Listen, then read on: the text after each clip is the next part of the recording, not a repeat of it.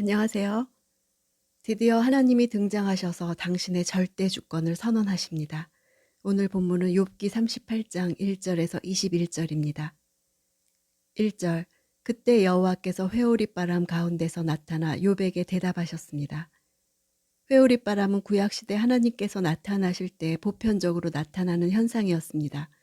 인간의 힘으로 제어할 수 없는 거대한 폭풍은 신적 권능의 현현으로 받아들여졌습니다. 2절. 알지도 못하면서 말로 이치를 어둡게 하는 사람이 누구냐? 알지도 못한다에서 안다는 말은 경험을 통해 알게 된 지식을 말합니다. 하나님은 욥이나 친구들의 지식이나 경험에 대해서 아무 근거도 없고 가치도 없는 무지한 말이라고 하십니다. 하나님에 대한 실존적 체험이 없는 상태를 말합니다. 이치는 하나님의 뜻과 목적을 말합니다. 이치를 어둡게 한다는 것은 하나님의 계획이나 뜻과 의도를 흐리게 한다는 책망입니다. 3절. 너는 대장부처럼 허리를 묶고 나서라. 내가 네게 물을 테니 내게 대답해 보아라. 욥의 소환장에 응하는 대신 하나님은 욥에게 소환장을 내미십니다. 대장부는 까베르입니다. 대장부처럼 허리를 묶고 나서라는 것은 전쟁에서 싸우거나 달리는 등 격렬한 임무에 임하기 전에 사람들이 하듯이 태세를 갖추라는 것입니다. 내가 네게 물을 것이다 라는 말은 요구하다, 요청하다 라는 단어로 욥이 자신의 죄를 알게 해달라고 요청할 때 2번이나 사용한 단어입니다. 욥의 요청을 다 들으신 하나님이 그가 사용한 단어와 동일한 단어를 사용하시면서 욥이 내민 소송장을 받아들이시겠다는 의미를 나타냅니다.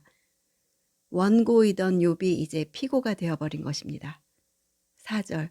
내가 땅에 기초를 놓을 때 내가 어디 있었느냐? 아는 게 있으면 말해보아라. 이 질문을 시작으로 70개가 넘는 질문이 시작됩니다. 하나님께서 창조의 사역을 하실 때 욥은 존재하지도 않았습니다. 하나님의 절대 주권과 인간의 한계를 선언하시는 것입니다. 5절. 누가 그 크기를 정했느냐? 내가 아느냐? 또 누가 그 위에 줄을 쳤느냐? 이 표현은 하나님께서 천지 창조 때 치수를 정하시고 측량줄로 정확하게 시행하셨다는 것을 말해줍니다. 6절. 그 단단한 기초는 무엇 위에 세웠느냐? 모퉁이 돌은 누가 놓았느냐? 기초를 세우는 일이 건축의 계시를 나타낸다는 점에서 천지 창조의 시작 지점을 염두에 둔 표현이고 모퉁이 돌은 건축의 종료를 나타낸다는 점에서 천지 창조의 시작에서부터 마지막 완성에 이르기까지 하나님께서 전부 주관하셨음을 나타냅니다. 7절. 그때 새벽별들이 함께 노래하고 모든 천사들이 기뻐 외치지 않았느냐? 별들이 노래한 것은 당시 고대 근동에서 신전이나 궁전을 건축할 때 주초 공사를 진행하면서 축제의 노래를 불렀던 것을 연상시킵니다. 8, 9절. 바닷물이 모태에서 빠져나오듯 쏟아져 나올 때 누가 문을 닫아서 그것을 막았느냐? 그때 내가 구름을 바다의 옷으로 삼아 짙은 어둠으로 그것을 둘렀고. 하나님은 욥에게 성경에서 무질서와 혼돈과 위험과 악의 상징인 바다가 아기 같다고 생각해 보라고 하십니다. 출산 때가 되어서 양수가 터지고 아기가 나옵니다. 하나님은 바다를 갓 태어난 아기에 비유해서 하나님 앞에서는 바다가 으르렁거리는 난폭한 존재가 아니라 갓난아이와 같고 하나님은 아이를 강보로 아는 것 같이 바다를 감싸 안으신다는 것입니다. 10절 11절. 내가 그것의 한계를 정해 그 문과 빗장을 세우고 너는 이만큼까지만 오고 더는 나오지 말라.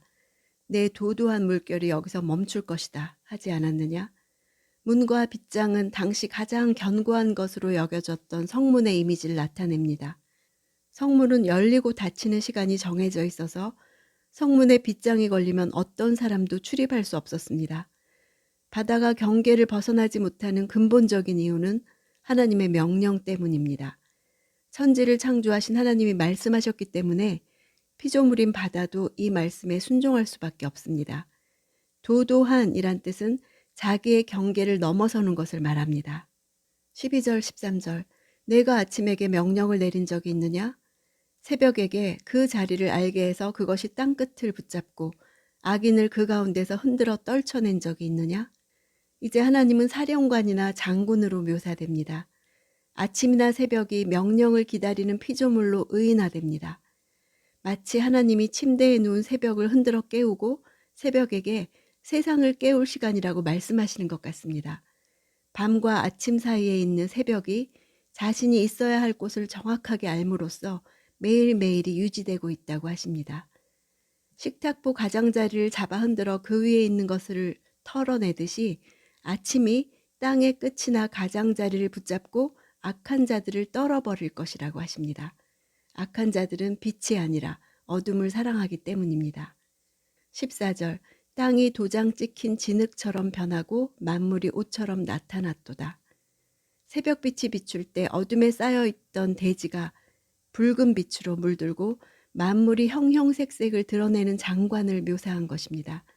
도장을 찍을 때 편편한 진흙이 3차원의 형태를 띠고 윤곽을 드러내듯이 회색빛의 2차원적인 무에서 어떤 형태가 나타나고 옷처럼 색채와 질감을 띈다는 것입니다.